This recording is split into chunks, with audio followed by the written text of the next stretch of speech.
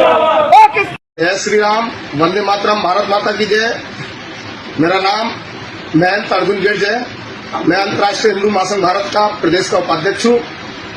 कल मेरे द्वारा एक तिरंगा यात्रा सागंज से निकाली गई, जिसमें हमारे सैकड़ों समर्थकों द्वारा तिरंगा यात्रा में पाकिस्तान मुर्दाबाद के नारे लगाए गए, जिसमें गलती से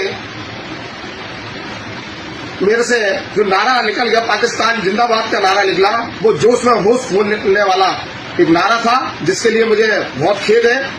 और मैं बरसों से हिंदुत्व की सेवा करता आया हूँ, 20 साल से हिंदुत्व की सेवा करता आया हुआ हूँ, और हर दिन हर समय हर प्रतिदिन मैं रोज देश और धर्म के लिए कार्य करता हूँ।